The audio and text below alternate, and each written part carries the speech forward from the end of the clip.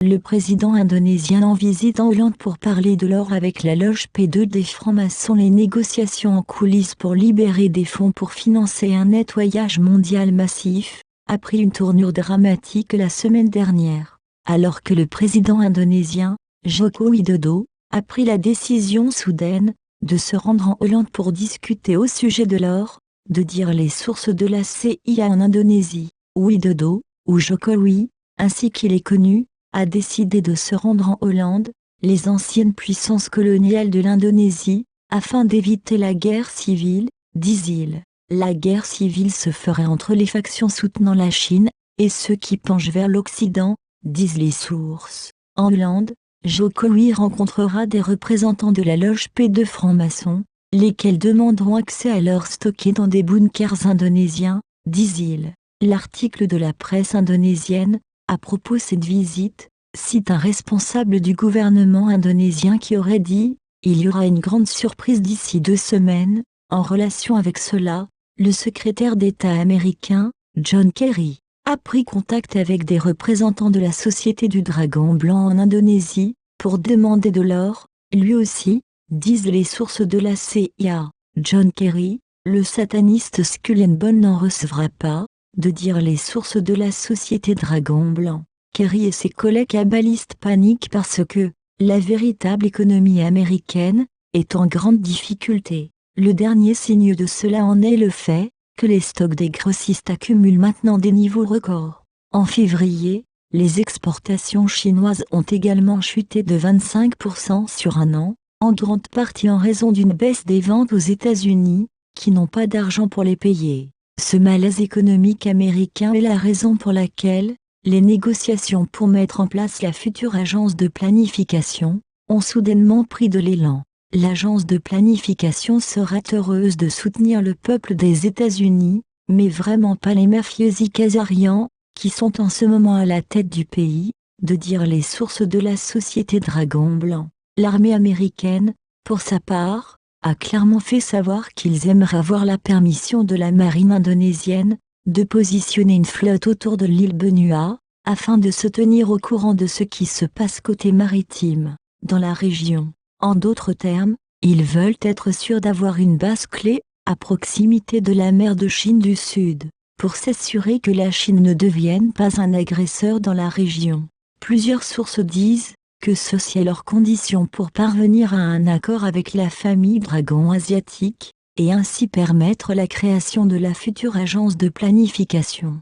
Pendant ce temps, des acheteurs, se faisant appeler la famille Dragon d'or, sont apparus, prêts à acheter une première tranche de 20 tonnes métriques d'or, disent les sources du Pentagone et de la CIA. Les sources du gouvernement chinois, pour leur part, préféreraient un accord initial de 50 tonnes, avec 100 tonnes pouvant être disponibles dans les 3 mois. Les documents ont été envoyés et sont en étude, pour s'assurer que cette entente se manifestera dans la réalité, ceci étant confirmé par les représentants des 2 parties. L'or est vendu, ainsi que mentionné la semaine dernière, à un prix d'escompte de 13%, dont 3% pour les commissions, et 10% pour établir la future agence méritocratique de planification. La Société Dragon Blanc va entrer dans la danse, quand leur physique sera rendue disponible pour inspection à Hong Kong, peut-être plus tard ce mois-ci, ou au début du mois prochain. Si cet accord ne se concrétise pas, ou est saboté par la mafia khazariane, il sera temps de sortir les fourches, disent les sources de la Société Dragon Blanc. Pendant ce temps, le grand maître Illuminati gnostique, Alexander Romanov, à la demande de la NSA, est venu rendre visite à un représentant de la Société Dragon Blanc. La semaine dernière, la NSA voulait des détails sur une réunion qui aurait eu lieu le 10 mars 2011, juste avant l'attaque nucléaire et tsunami 311. La Société Dragon Blanc a été en mesure de divulguer que des signaux GPS avaient été envoyés à 12h34 le 11 mars, quelques heures avant le tsunami et l'attaque nucléaire, et avaient servi à activer une barrière protectrice, qui a empêché les 2 vagues et les radiations, de dépasser la chaîne de l'île d'Ogasawara, près de Tokyo. Ce fut la raison pour laquelle il n'a pas été nécessaire d'évacuer 50 millions de personnes du Grand Tokyo, comme cela avait été prévu par les auteurs de cette atrocité. Ceci est également la raison pour laquelle les radiations du Fukushima ont presque toutes disparu. Les sources de la société Dragon Blanc disent aussi que cette même mystérieuse agence de protection a également empêché un tsunami d'émerger après un séisme de magnitude 7,8 qui a frappé la côte de l'Indonésie le 2 mars. Alexander Romanov a également expliqué pourquoi il avait de nouveau été enfermé par les autorités japonaises jusqu'à récemment. Il se trouve qu'il était assis dans un parc, en état d'ébriété, et la police japonaise locale lui ont demandé une pièce d'identité. Comme il n'en avait pas, ses papiers d'identité ayant été tout confisqués, il a été emmené au poste, jusqu'à ce que des niveaux plus élevés de la police ne donnent l'ordre qu'il soit relâché. Quand il est revenu chez lui, une voiture portant le numéro de licence 666 était garée en face devant sa porte. Le Romanov, ivre en colère, a alors frappé dans le cou le conducteur de cette voiture, avec une bouteille et un ouvre-boîte. Peu après, environ 20 policiers l'ont amené et mis en détention préventive. Romanov a été relâché après avoir promis de ne plus causer de tels incidents. Tel est l'avis d'un véritable grand maître Illuminati. Quoi qu'il en soit, Romanov a également dit qu'il avait un message en provenance de cette colonie CIA, connue sous le nom de Corée du Nord. Kim Jong-un voudrait être empereur de la future entité de la Corée et du Japon.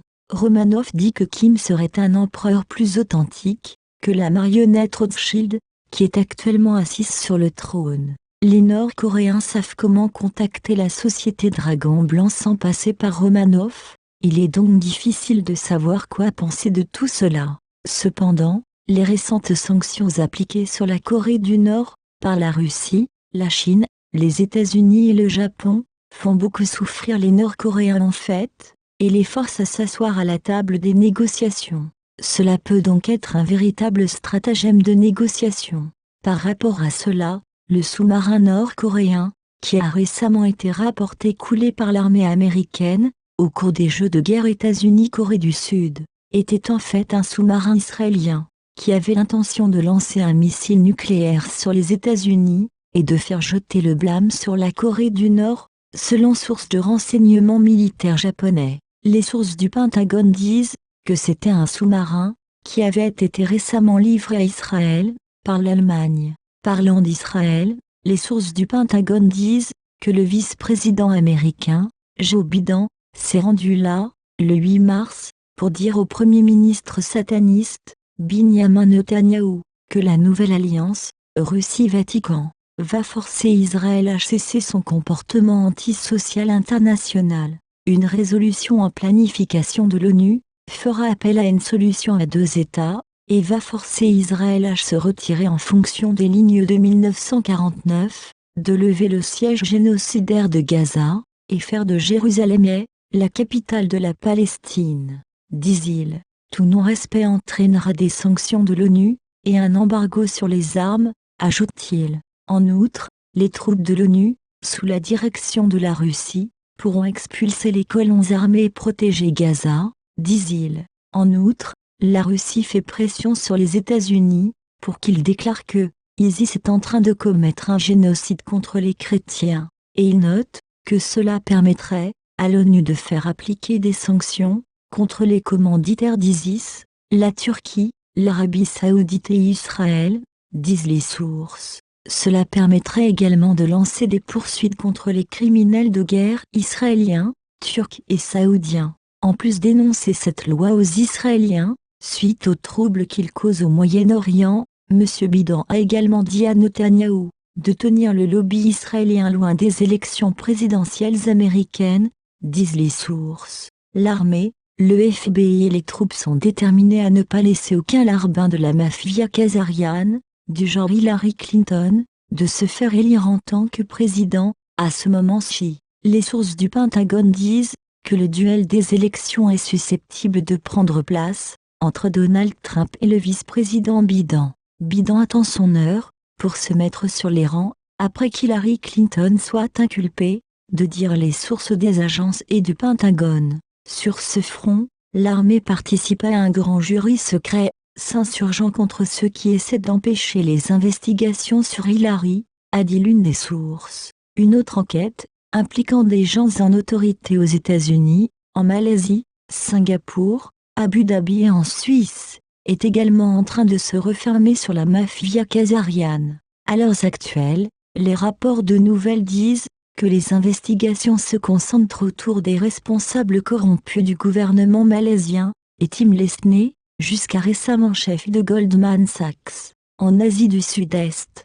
Cependant, des sources de la société Dragon Blanc, en Asie du Sud-Est, disent que le véritable but de l'enquête est d'aller au fond de la disparition du vol 370 de Malaysian Airlines, et de sa réédition dans le vol 17, abattu au-dessus de l'Ukraine. Des sources du FBI ont également révélé maintenant qu'en 2013, ils ont fait avorter une opération terroriste Mossad israélienne qui prévoyait utiliser des kiosques pour mettre en scène, dans les centres commerciaux aux États-Unis, des massacres du style Kenya. Les propriétaires israéliens des centres commerciaux ciblés espéraient récolter de tout cela un retour majeur des assurances, disent les sources. Pendant ce temps en Europe, le général Philippe Breedlove, le chef des forces de l'OTAN, a été congédié la semaine dernière pour être Strangelove, un partisan de l'Armagédon nucléaire, et trop proche de l'anneau contre Victoria Nuland, disent les sources du Pentagone. En d'autres termes, Breedlove ne se conformait pas à la nouvelle alliance russe-Pentagone, qui a été cimentée lors de la première rencontre historique en 962 années, le 12 février, entre le pape et le patriarche russe. Le général Curtis Caparotti, qui a remplacé Breedlove, devrait avoir une attitude moins conflictuelle envers la Russie, disent les sources. Ce changement de direction à l'OTAN est susceptible d'avoir un impact majeur sur les troubles que la mafia khazariane fait en Ukraine et en Europe.